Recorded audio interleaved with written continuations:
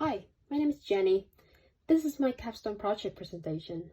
I chose to make a clothing rack for my project. I'm currently in the wood shop and I've done a few woodworking projects in class.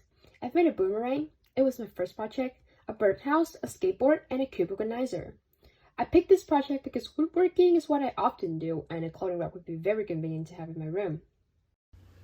I started out by drawing a rough sketch to figure out the idea of how the rack would look like, how the dowels would fit in the log, and would it be ideal if I planned to build them this way. For additional, I asked my teacher which machineries were able to drill holes for the dowel or how would I chisel them out if there was no equipment to do that in the shop. Then I measured the corner of my room using measuring tape to estimate the size of the rack so I could make it fit in the corner.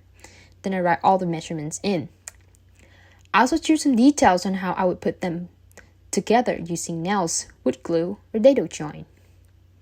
Finally, I calculated how much wood I needed for the rack.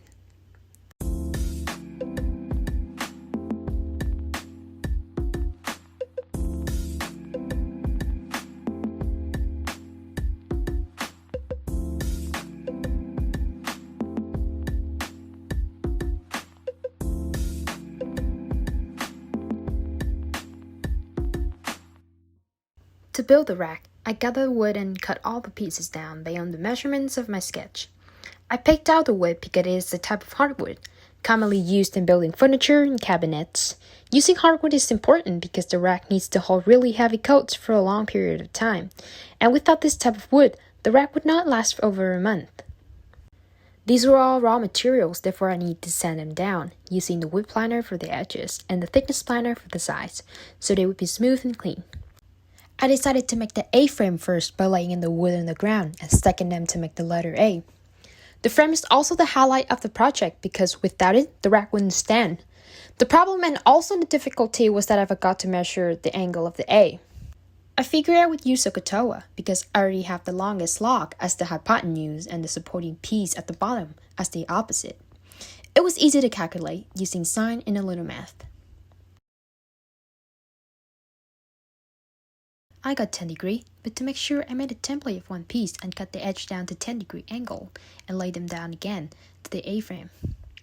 However, the angle was too big, so I planned to cut it down little by little like this until it reached the angle I want.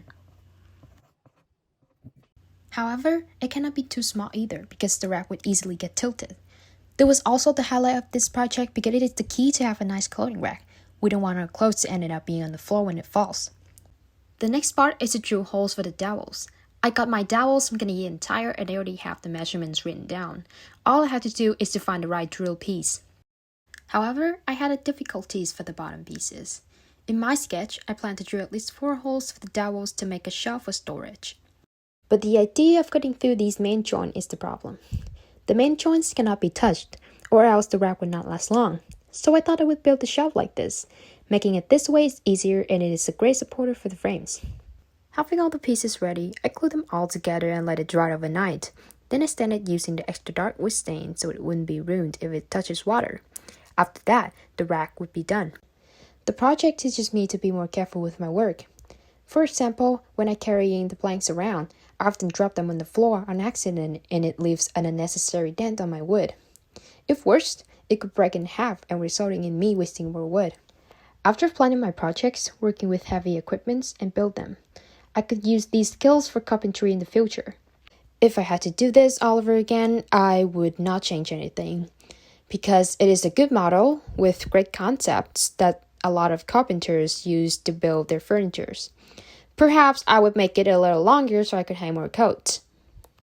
For further understanding, I got these materials from the wood shop. There are several workplace etiquettes that I need to learn, like working with big equipment or turning on the exhaust for sawing woods, and how to handle a situation when it's gone wrong. I also need to follow every guideline, such as the WMIS, including wearing proper clothing and protections while I work. And thank you for listening.